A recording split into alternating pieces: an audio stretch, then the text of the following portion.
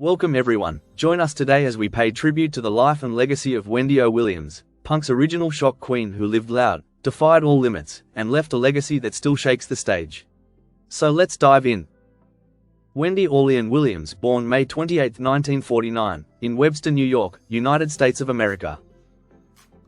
Wendy was born in Rochester, New York, to Robert, a chemist at Eastman Kodak, and Audrey, a homemaker. From an early age, she gravitated toward the spotlight. At just 6 years old, she was taking dance lessons and tap danced on the local airing of the Howdy Doody Show as part of the Peanut Gallery. Musically inclined, she earned a scholarship to the Community Music School program at the University of Rochester's Eastman School of Music, where she studied clarinet, an instrument she later played in her high school concert band. She attended R.L. Thomas High School in Webster, New York, but left during her sophomore year. Former classmates remembered her as a quiet, soft-spoken girl, pretty, stylish, and unassuming. Despite her gentle exterior, Wendy's rebellious streak emerged early, and at 15, she was arrested for sunbathing nude. Raised in a strict household where she often felt stifled and misunderstood, Wendy ran away at age 16.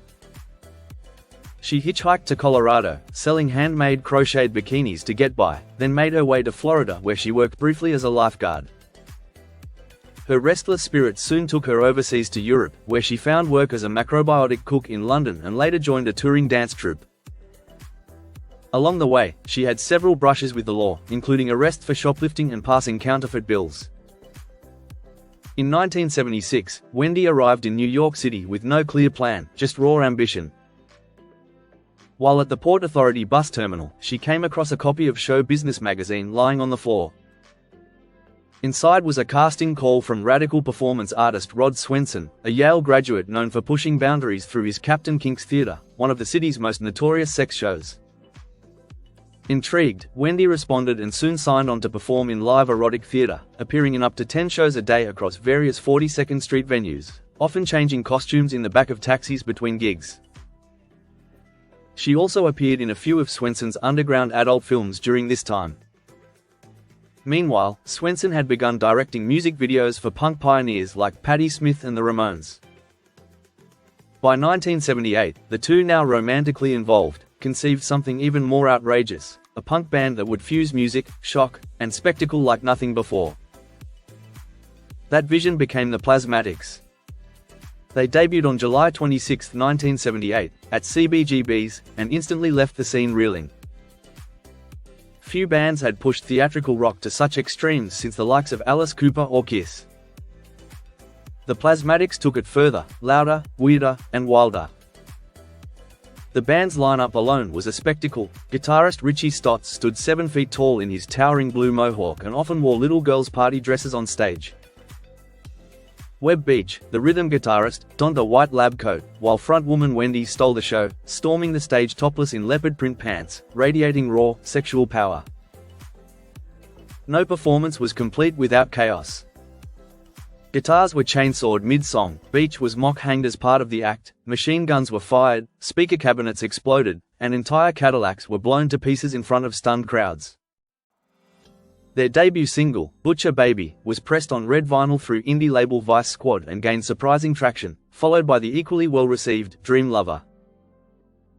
When Stiff Records signed them in 1980, Butcher Baby became arguably the loudest, most aggressive track the UK label had ever released.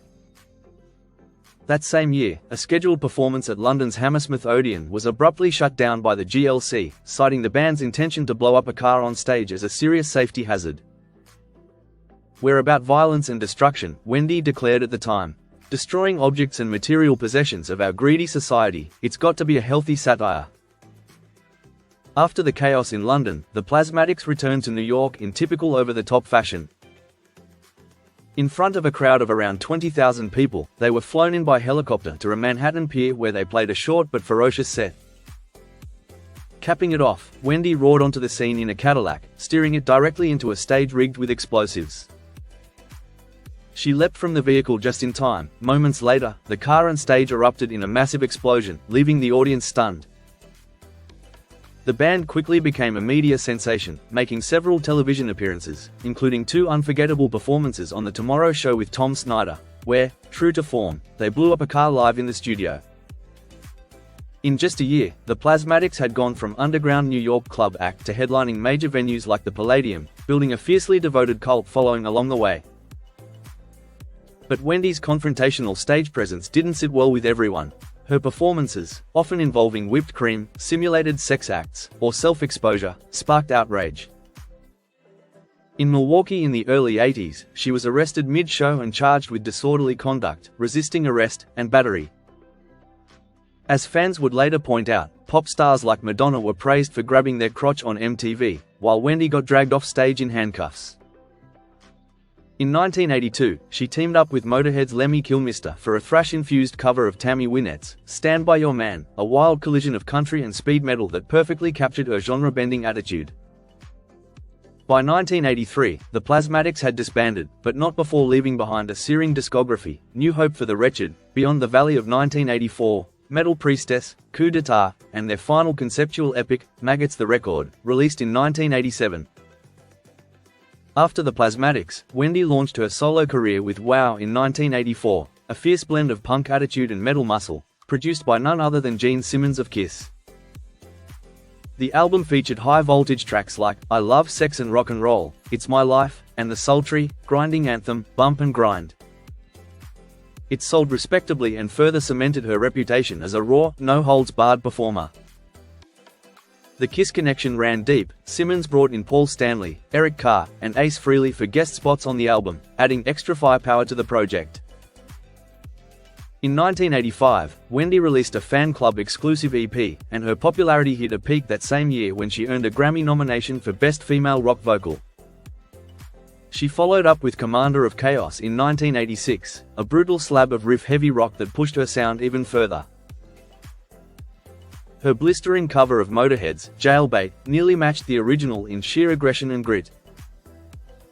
Wendy also began branching out into acting, landing small screen roles including a guest appearance on MacGyver and stealing scenes in the 1986 cult film Reform Schoolgirls, where her commanding presence proved just as powerful off the stage as on it. In 1991, Wendy and Swenson, her longtime partner and manager, moved to Storrs, Connecticut.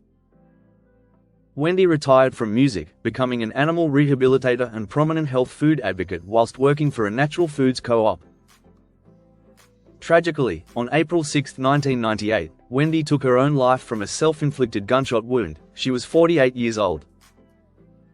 It was her third attempt in just 5 years. When Rod Swenson returned home, he discovered a package Wendy had left for him, containing several personal notes. Not far from their home, in a quiet wooded area where she often spent time feeding wildlife, he found her. Nearby, nutshells were scattered on a rock, one of the peaceful routines she cherished, sharing moments with the local squirrels, offering a final glimpse into her gentle connection with nature. Swenson shared that despite Wendy's success, she struggled deeply with what she called the hypocrisies of life. To many, she was fearless, but privately, she carried a deep vulnerability. She felt she had peaked and no longer wanted to live in a world that made her feel out of place. A tribute night was held at CBGB's on May 18, the place where it all started 20 years prior. And there you have it. Though Wendy O. Williams may be gone, her fire still burns in every rebel who refuses to play it safe. She wasn't just a performer, she was a revolution wrapped in leather and noise, with a heart that beat for freedom. Thank you for joining us. Don't forget to like and subscribe for more videos just like this. Take care and bye for now.